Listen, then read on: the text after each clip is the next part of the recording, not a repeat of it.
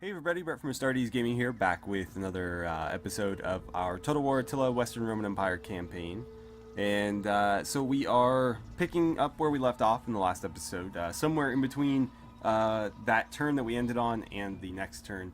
And the Visigoths, of course, are running amok in Italy. You may remember they were basically on the brink of defeat. I decided to go easy on them and just sort of ignore them rather than crushing them. And eventually they offered peace, which was a mistake because they immediately declared war on me again and have started sacking all of my villages in Italy. So we have a battle here at Verona, which we are going to fight in just a second, but I do want to fully disclose, so this is my second attempt at recording this, and so I have a bit of insight as to what may happen. So to that end, I made a few changes before advancing the turn that may end up working in our favor or may not. One of which was that I tried to prevent this from happening by recruiting a lord in Italy and having him hire all of the mercenaries that were available in the area. Because the first time I tried to record this, the Visigoths did exactly the same thing. They basically went after my villages and recruited all of the available mercenaries in the province with, I mean, I don't know where they're getting this money, to be honest. They have no means of income. But they apparently have enough money to recruit a whole swath of mercenaries. And so I tried to basically deplete all the mercenaries in the province to prevent them from doing that. And then also defend against the troops that they did still have. But it looks like they've just moved to a different province and recruited them from there, again, with money that's appearing out of thin air. Also, I have moved one of our legions to the north to sort of help maybe alleviate this situation or any attacks coming from the north, because the Huns did sort of make an appearance last time I recorded, so I've just moved one of my legions sort of in that general direction in case they try it again. So let's go ahead and fight this. This is potentially winnable, although it's going to be very, very difficult. But if we can defeat them here, that'll be great. Or if we can just really, really diminish their numbers, which should prevent any of our other villages from getting sacked. I don't know if this is going to be... I mean, we could win. We might come close. I don't think we'll win, though. They just have a lot of numbers, and it'll be hard to overcome that, but we'll see. Okay, so here we go. The enemy has deployed their main force over here with a lone unit of pikes on this side. I don't know where their reinforcements are coming from. Actually, they don't have reinforcements. What am I talking about? So, yeah, their main force is here. We can't see all of them, but we know that most of them are there, and then we have the one unit over here, which may have some support, but all we can see is the single unit. So I've deployed my cavalry over here in the hopes that it is just that unit of pikes. Again, that's probably a bit optimistic. But my thought was that I'll come over here with the cavalry and just have them unload their throwing weapons at these pikes and hopefully whittle them down a bit before the tower and the archers open up on them. I have my Auxilia Palatina blocking the entrance here in testudo formation. Of course, my archers are set up on the wall here. My Legio are set up on the walls as well because they have throwing weapons too. And so this will allow them to unload in relative safety, you know, all of their throwing weapons before, you know, hopping down and joining the melee wherever that may be. And then I have a barricade set up here because this is the only entrance, aside from this back one, that isn't, you know, currently being blocked by one of my units. So the thought is if they decide to bypass my forces here and come around, they will have to break this down before entering, so that gives me some time to redeploy over here and stop them. This one is completely open, but they haven't deployed anything over here, so I don't think I really need to concern myself with that. They could, you know, try to sneak cavalry around or something. But again, this is far enough away from their deployment where if they do make a move on this, I should be able to get a Legio across this fast enough. You know, I should be able to see that coming well enough in advance to, you know, maneuver to deal with it. So let's go ahead and get started. I'm going to be microing this cavalry pretty much That's pretty much all I'm going to be doing until... okay, so there are other units over here. Those are Falksmen, so you know what? Unload on them a bit, because they can be very dangerous as well. Did you get any kills? Like 6 kills? Let's keep you out of skirmisher range. We're being ambushed. But those Falksmen have to go too, because those guys can be very, very deadly. So I'm going to retreat into archer range, and their cavalry should take the bait. My archers will go ahead and light them up. I'll use fire arrows since we're dealing with cavalry. And you guys should be firing any second now. Did they stop just outside of range? Yeah, they did. That's one thing I hate about playing against AI is they are like omnipotent in terms of skirmisher firing ranges and stuff. Okay, go ahead and hit them and pull back. But yeah, it's able to take those into account a lot more quickly than a real player would. But then, you know, obviously the AI makes a lot of stupid mistakes that a real player probably wouldn't make, or at least not a good one. So, you know, kind of give and take there, but what can you do? So, let's hit these guys one more time. Oh, watch that cavalry. Never mind, back out. Get back, get back, get back. Guess my archers aren't going to really bother firing at them. Don't let them get around. Crap, they are going for it. So, unfortunately, I think this unit is going to... Well, I'll take this one. It's going to have to redeploy over here, otherwise we're going to have some problems. So, let's do that. Unless you can bait them back, which would be great. But they seem pretty hell-bent on flanking me here. Come on, turn around. They would win that fight. So I'd be sacrificing my cavalry, but that might be better than letting them get in behind us. Oh, there they go. Well, too late now. I guess, yeah, fight them in range of that tower, and maybe the tower will be enough to keep you alive. Legio, I'm going to recommit you to that wall. You know what? No, I have to deploy you here. Sorry. Otherwise, they are going to get inside and do all sorts of damage. So, let's switch you guys back to regular arrows. You'll do a little bit more damage that way. Legio, you're not moving where I'm telling you to move. Actually, probably could have gotten them over there in time to help out had I not sort of waffled on that one. But it happens. Oh, you guys are not going to get there soon enough. Come on, hustle. Alright, well there goes my cavalry. Didn't do a whole lot. But hopefully it did enough. Yeah, that's a shame. That's a shame, but they have me in a bind there. I guess I could have just let it happen since it's kind of going to happen anyways. At least come attack me down here. Oh, god damn it, now they're going back up. Alright, well, I'm going to move my Legio through here then, I guess. We'll see what they decide to do. Okay, set up there. How are we doing up here? You guys are out of ammo, so in that case, redeploy there. We'll have you kind of join the melee. It looks like we've been able to deplete the pikemen's. I don't know why that's so hard for me to say right now. The pikemen's numbers enough to where they shouldn't be any real threat to us. They can be very deadly, of course, when they are attacking or defending head up, but they're very susceptible to ranged weapons, and that's sort of what I've been trying to take advantage of here. Go ahead and jump in there and see if you can't kill their king, because that would be very useful. And then you guys look to have defeated their cavalry. I don't see... Oh, there it is, currently routing. Perfect. So get back up here. Actually, don't do that. Go this way. Because they can try to outflank us, and that will cause problems. And so with this, I have the opportunity to outflank them, albeit with a very tired unit. So we'll see how that goes. Are you firing at anything? It looks like we're taking pot shots at the slingers up there or something. We're getting completely thrashed by those archers, however. And without cavalry, I can't really counter it.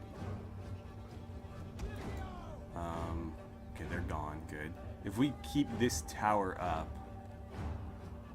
they shouldn't really be able to flank us, because again, every time they come back, they'll get shot. They're completely routed, so I guess it doesn't matter. You guys keep moving. Oh man, these guys are getting thrashed right now. What is doing that? The Germanic nobles shouldn't be that good.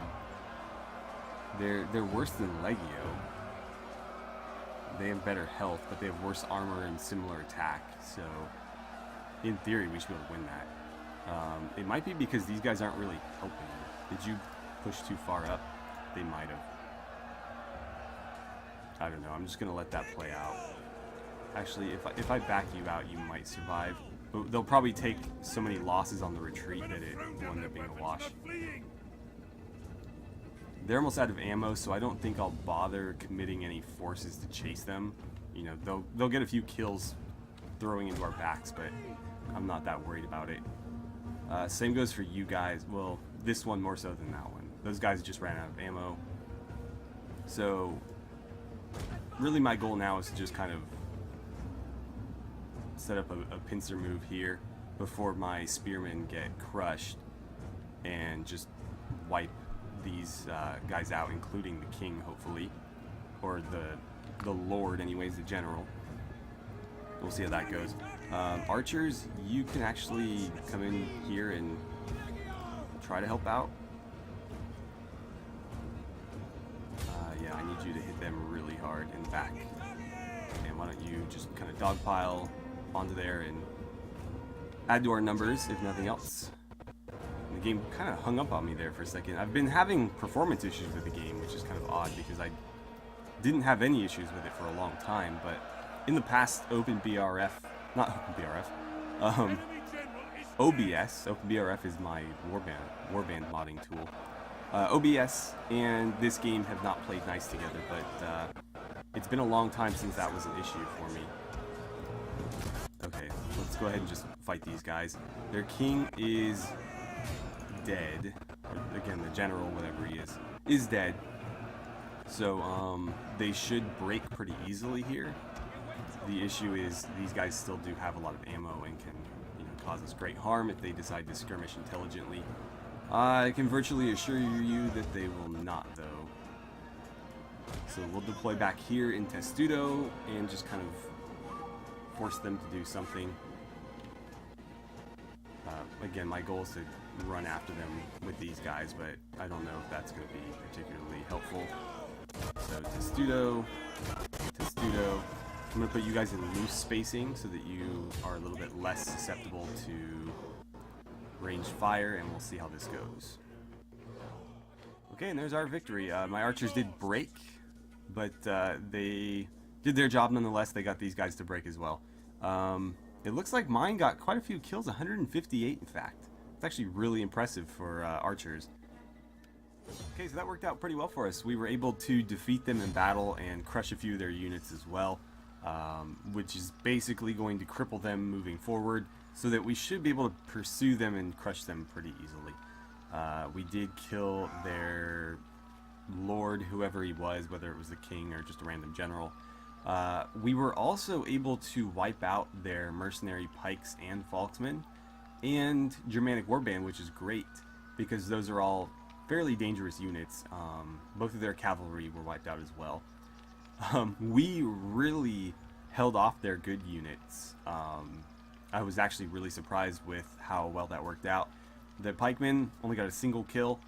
Falksmen didn't get one, period. And the Germanic warband got 10. This unit of mounted brigands didn't get any either, but the mounted warband did get 36. I assume all 36 came from my equites, unfortunately. But most of the damage they inflicted on us was through their archers and slingers. Yeah, I mean, the spears had less than 20 combined. And the nobles had 25, but yeah, every single one of their range units performed pretty well. We got our mileage out of our own, though. I mean, our Sagittarii, 158 kills. I think that's the most I've ever seen a Sagittarii get. Didn't do very well with the Scout Equites, only 14. That's really, really bad. Legio, 107 and 52. This one didn't do so great. These guys did fantastic, considering they still have more than half left. And the Auxilia Palatina did, I guess, average. I mean, you don't expect a lot of kills from these guys. Their job's just to hold the line. Anyways, we'll take the replenishment, and these guys are going to retreat and hopefully get crushed very, very soon.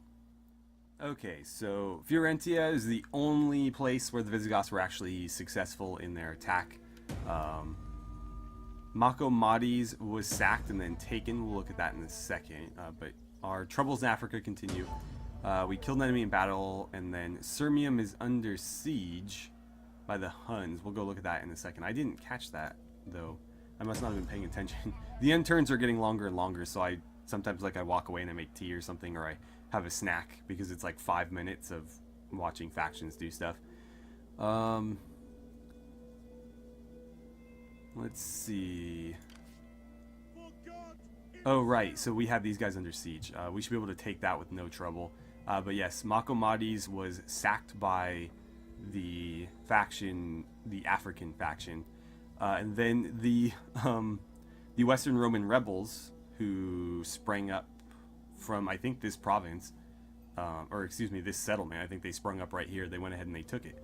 So we'll see how that plays out, because they should be at war with every faction, including Africa. So I might be able to pit them against each other and keep that army busy while I deal with Leptis Magna, which we should be able to deal with this turn. But yes, Macomades was lost. So Sirmium is currently under siege. Yes, so 3 groups of Huns have come to besiege Sirmium, just as they did last time. So this is the legion that I started marching that way under the command of Titus Pullo, and he should be able to get into reinforcement range of the city this turn. I need to take him out of force march, though, otherwise that'll be a problem. So the question then becomes, do I go for it? Because we will take attrition this turn if I do it.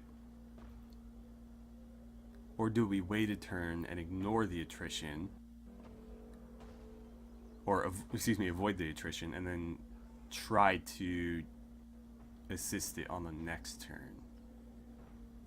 My concern is that if I put a legion outside the walls, they can attack the legion outside and force me into a field battle, and that's less than ideal. Is the garrison at Sirmium pretty strong? It's alright. It's only 1 archer troop better than the garrison we just had. So let's get you here at the very least. You'll take some attrition from that, but not much. And then I guess I could push you up to here, but again, that does open us up to being attacked by them. The question becomes then, how far can I...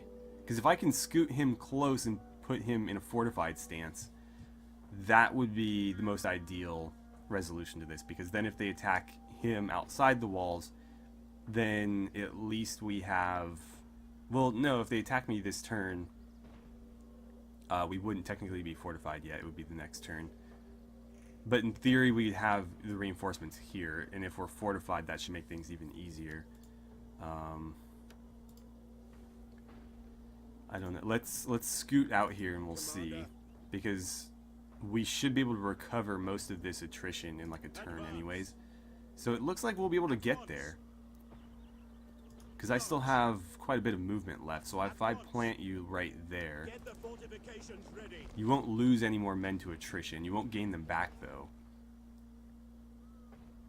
but that does put you in reinforcement range and them in reinforcement range of you. So I think that's the best I can do in that situation. That also prevents them from pushing south. They have to go through him if they want to move south. So that should help to a degree. We have a lot of money to spend, so let's see. You need to be repaired. And then the first time I recorded this, I noticed that I completely botched a lot of our settlements' building layouts. For example, down here I have a fountain, and then a salt works. And I have nothing to build in this slot because I've already put the fountain here. So the layout doesn't make any sense. I should tear this down, and because I'm super anal about the layout of these things, I'm going to tear this down as well. I'll build the farm here because, again, I like to have my settlements ordered so that I can glance at them very quickly. So farm here, and then the salt works will go there, and this fountain should have been built here. And I'll have to wait till next turn to do that.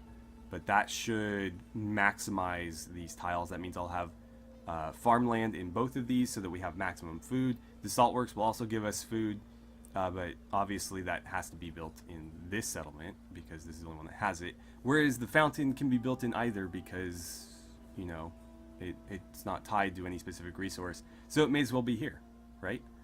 So we'll do that. And there was a few others that I noticed, like this one, for example. Lucky I clicked on that, where we have marble in this place here, but I've gone ahead and I've built a bathhouse there. I think my intention was to leave the fountain like level 1 here to deal with the sanitation issues until this slot opened up, and then tear it down and build a marble works there. And I forgot and went ahead and like upgraded it, so I have to tear this down, and we'll eventually replace it with the marble quarry or whatever it is, and then build it over here. But again, there's a bunch of these that I didn't catch, and then looking back I was like, how could I have been that stupid? And then whereabouts is this? This is in like northern Italy, almost like modern Switzerland kind of. So I don't think it's worth building any troop recruitment buildings here. In fact, this is probably a waste, just because I'm not going to be building a whole lot of armies here. So I do have that, but I guess if I wanted to avoid squalor, I could replace this with another recruitment building on the off chance I would need it. Food is looking okay, not great, but public order.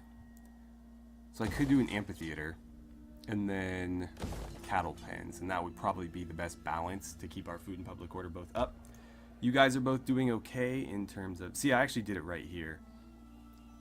Public order's good, or at least it will be. Food is fantastic, so this place is doing pretty well. This is a rally field. It may not need to be any more than that. As long as I can recruit Legio, I'm pretty happy. So I'll just leave it at that unless I decide I desperately need something better there. See, I've done it properly here as well. The fountain's in this one rather than that one. Sanitation looks okay, so I don't need to upgrade it immediately. I already have an iron smelter here.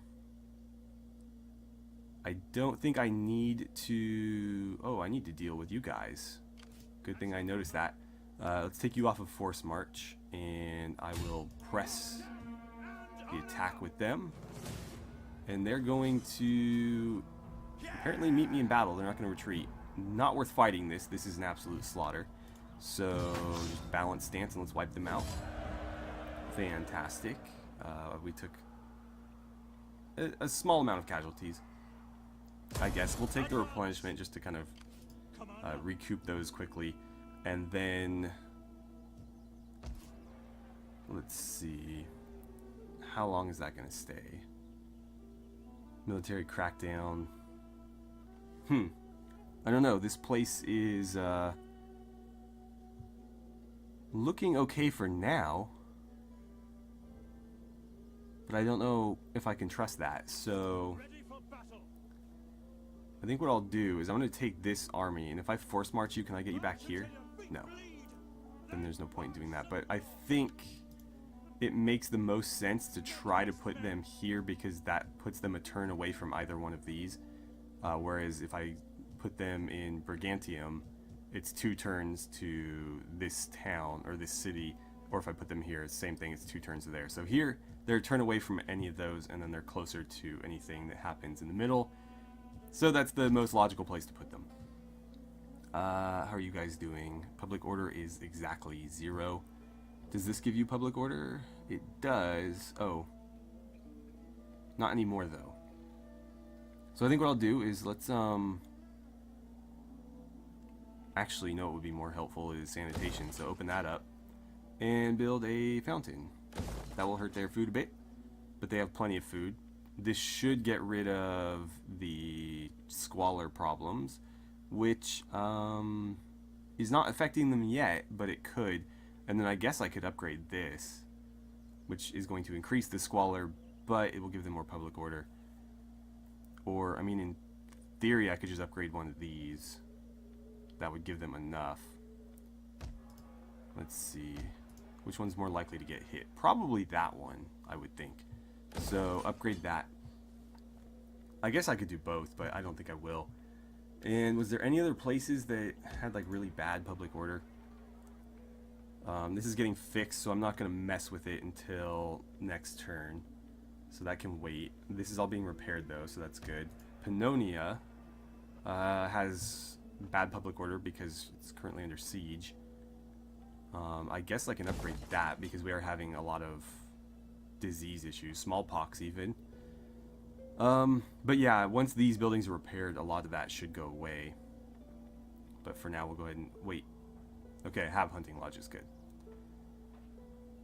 Although, again, to maximize this, I should build that over here. Yeah, this is kind of funky as well. I should have a recruitment building here and the hunting lodges there. So I won't upgrade that yet. We're a long way away from that. So you know what, I will. And we'll just have this single recruitment building for now, and then eventually I'll get around to like completely overhauling this. You guys need food.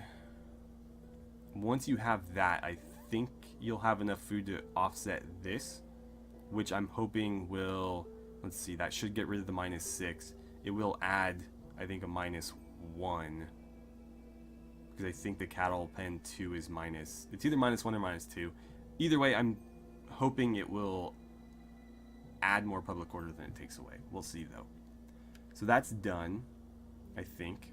Let's go down to Africa.